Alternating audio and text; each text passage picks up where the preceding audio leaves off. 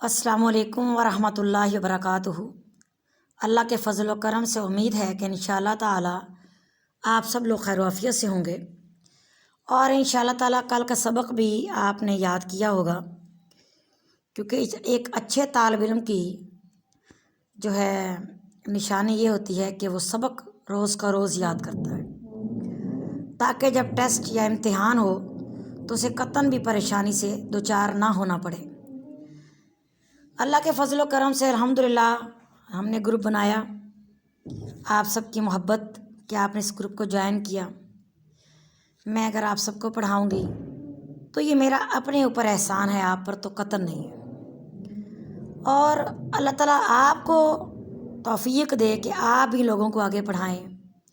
اور لوگوں کو بتائیں۔ تو مطلب یہ ہے کہ ہم نے انگیج نہیں ہونا، ہم نے اس قرآن سے اپنی زندگیوں میں تبدیلی لانی ہے، اپنے طرز معاشرت میں، اپنے فکر میں، اپنے طور طریقوں میں تبدیلی لانی ہے انشاءاللہ تعالی۔ آج جو ہم نے پڑھنی ہے سورۃ البقرہ، یہ قرآن پاک کی ترتیب کے لحاظ سے تو دوسری سورت ہے،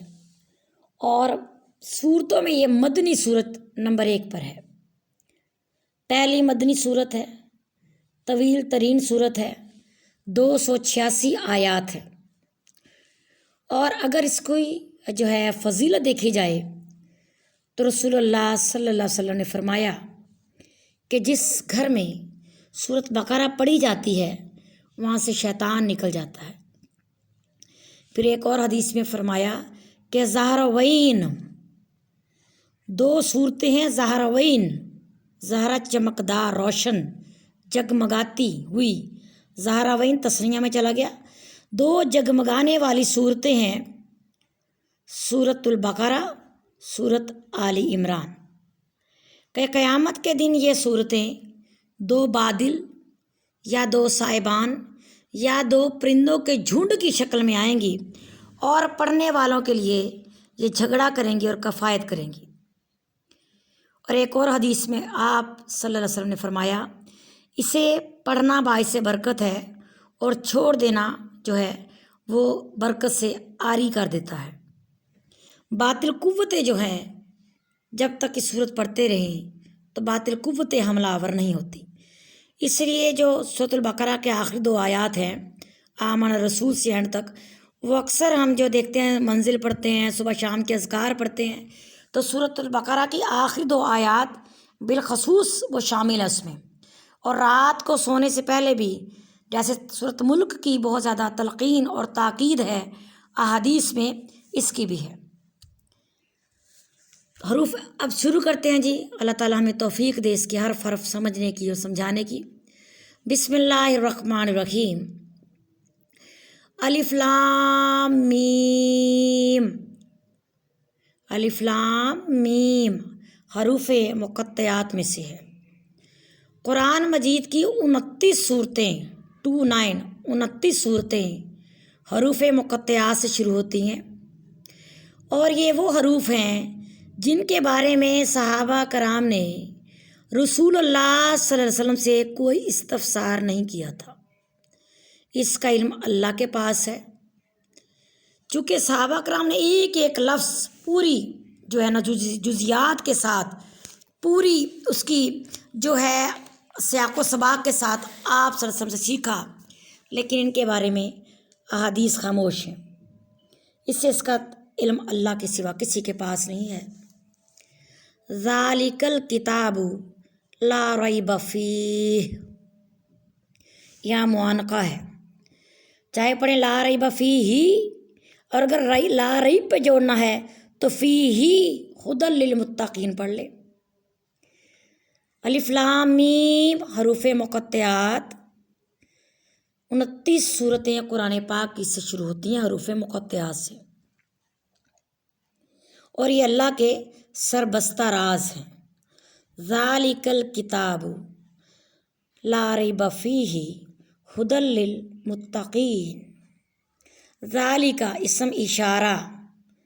اگر میں ویسے دیکھوں تو اسم اشارہ بعید دور کے لیے، وہ کتاب، دیٹ۔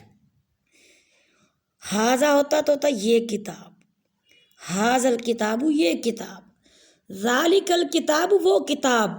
لیکن جب یہاں پہ اس طرح کا آ گیا تو یہ جو اہل نحو ہیں وہ یہ نہیں کہتے کہ یہاں پہ اس کا مطلب وہ یا یہ ہے،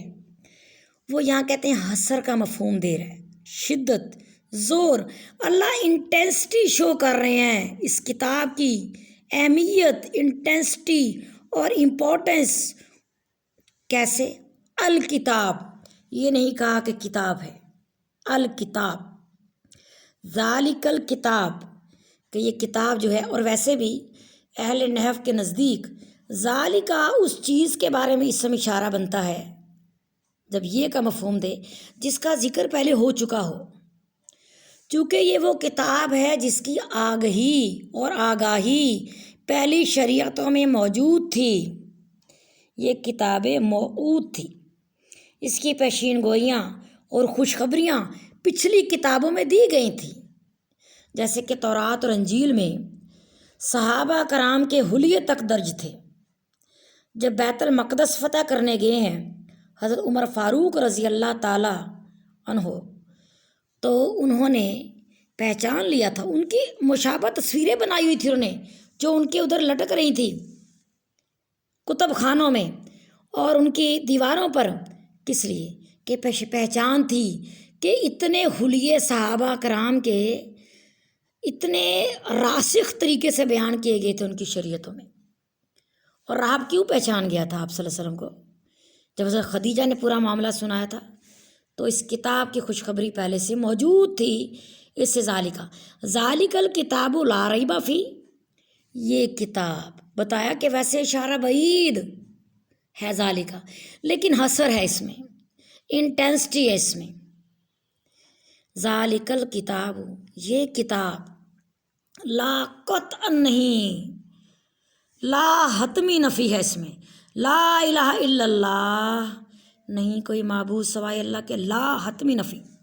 لا ریب فیہ، کوئی شک نہیں، فی لا نہیں، ریب شک، فی میں ہی ضمیر آ رہی ہے کتاب کی، لا ریب فیہ، اس میں کوئی شک نہیں، ہدل ہدایت ہے، لیے متقین، متقین کے لیے،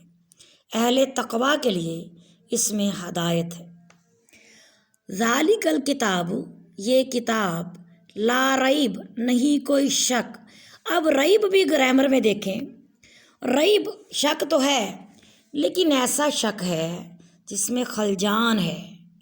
جس میں بے یقینی ہے، یعنی وہ حقیقت میں اس کے الٹ ہو سکتا ہے۔ ذالک الکتاب لا ریب فیہ، یہ وہ کتاب ہے جس میں کوئی شک نہیں، کہ جس پر وہ شک کرتے تھے کافر، اس میں تو شک نہیں تھا، یہ تو ایک اللہ کی آسمانی کتاب ہے جو کل پڑھتا کلام الہی ہے، تو کوئی شک نہیں، فیہ، اس میں،